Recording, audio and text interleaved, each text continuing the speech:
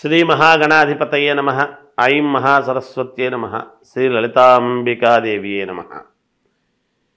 August నెల అంతా కూడా రాశి ఫలాల కార్యక్రమములో భాగంగా ఎవరెవరికి ఏ రాశుల వాళ్లకు ఎలా ఉంటుంది అనేటువంటి దాని మీద ఇప్పుడు నేను తెలియజేస్తున్నాను. ఆగస్టు నెలాఖరు వరకు కూడా కుజ గురువులు ఇద్దరూ కూడా వృషభములో ఉంటున్నారు. శని స్వస్థానములు స్వక్షేత్రములో ఉండి కుంభములో ఉండి వక్రదృష్టితో చూస్తూ ఉన్నాడు అనేటువంటిది కూడా గతంలో చాలా వీడియోలు చేసి చెప్పాం. గురువు గనక మీ లగ్నములో పుట్టినటువంటి వాళ్ళ వ్యక్తిగతమైన జాతకములో అనుకూలముగా ఉంటే తప్పకుండా సత్ఫలితాలు ఇస్తాడు.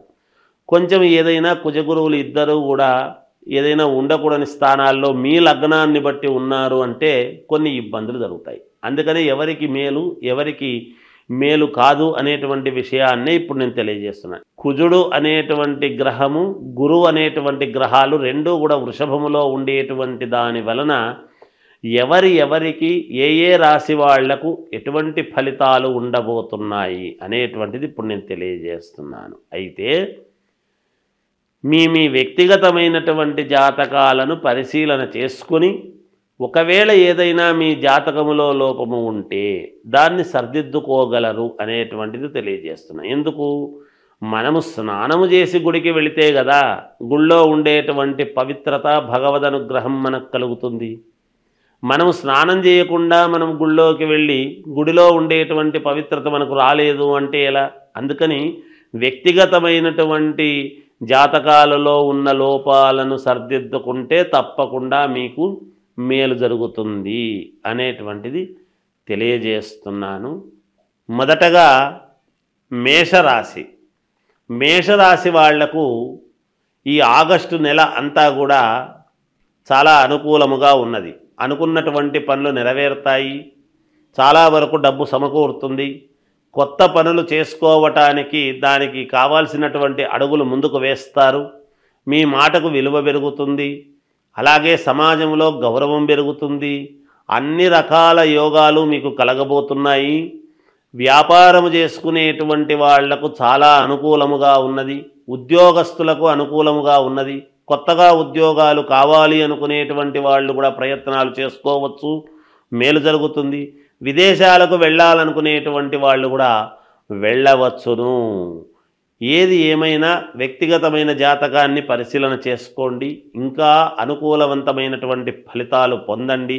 శ్రావణ మాసము వచ్చింది అంటే అందరికీ గుర్తొచ్చేది ఏమిటి అంటే వరలక్ష్మీ వ్రతం. అసలు వరలక్ష్మీ వ్రతం చేసుకుంటే ఏమొస్తుంది, ఎందుకు చేస్తున్నాం మనం అనేటువంటిది ఒక్కసారి మనం ఆలోచన చేసుకోవాలి. వరలక్ష్మీ వ్రతం అని అనంగానే పౌర్ణమికి మామూలుగా ముందుగా వచ్చే శుక్రవారం నాడు వరలక్ష్మీ వ్రతం అంటే రెండవ వారం ఎప్పుడు పడుతుంది సహజంగా. అలా శుక్రవారము నాడు వరలక్ష్మీ వ్రతం అనేటువంటిది మనం వ్రతకథలో చెబుతాం.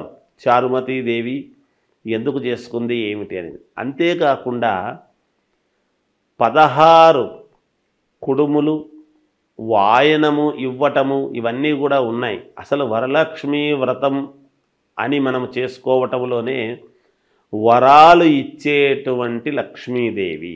లక్ష్మీ ధనమే ఒక వరం. అదే కాకుండా ఇంకా ఏమిస్తుంది అమ్మవారు అంటే సౌభాగ్యం. సౌభాగ్యం అంటే ఏమిటి? ఆడవాళ్ళు చేసుకునేటువంటి వరలక్ష్మీ వ్రతములో భర్త కుటుంబము అంతా కూడా పిల్లలు అందరూ కూడా క్షేమముగా ఉండటానికి దోహదపడుతుంది. ఏ స్త్రీ అయినా ఏమి కోరుకుంటుంది?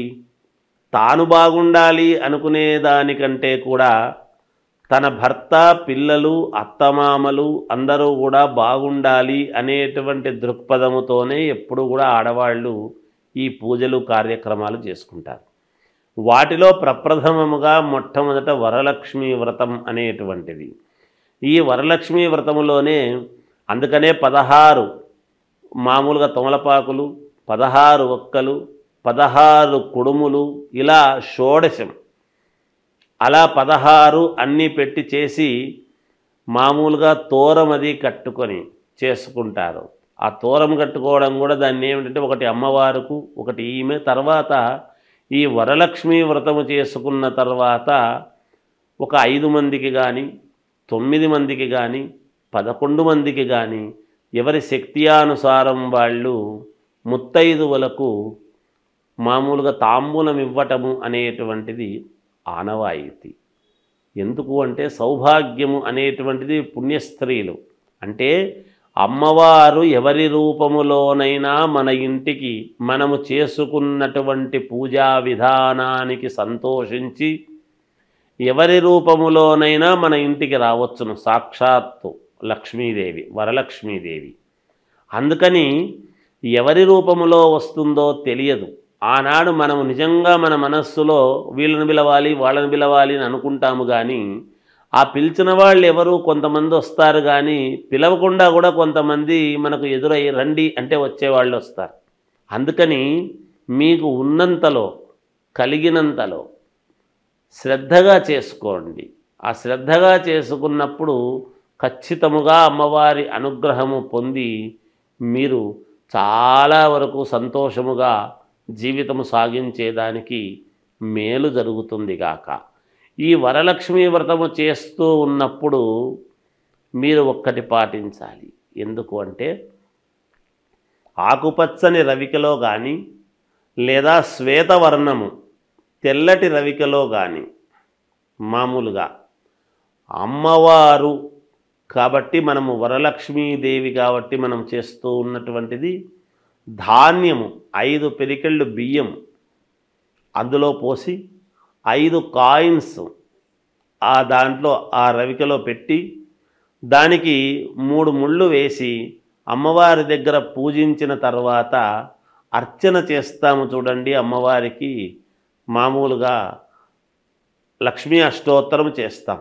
ఆ అష్టోత్తరము చేస్తూ ఉన్నప్పుడు ఆ రవిక గుడ్డ మీద గనక మీరు అష్టోత్తరము చేసినారు అంటే చేసిన తర్వాత దాని మీద ఉండేటువంటి కుంకుమ ఒక చోట ఒక పేపర్లో తీసుకొని దాన్ని తీసుకువెళ్ళి అట్లాగే మీరు బీరువాలో పెట్టుకోండి. తప్పకుండా ధనము మీకు చాలా వరకు ఎన్ని ఇబ్బందుల్లో ఉండేటువంటి వాళ్ళకైనా ఏదో ఒక రకంగా మీకు అమ్మవారి అనుగ్రహము పరిపూర్ణముగా కలగడానికి చాలా రకాల మార్గాలలో ఇదొక రకమైనటువంటి మార్గము. దీన్ని అందరూ పాటించి చేసుకోండి. తప్పకుండా మీకు మేలు జరుగుతుంది అని తెలియజేస్తూ జయోస్తు.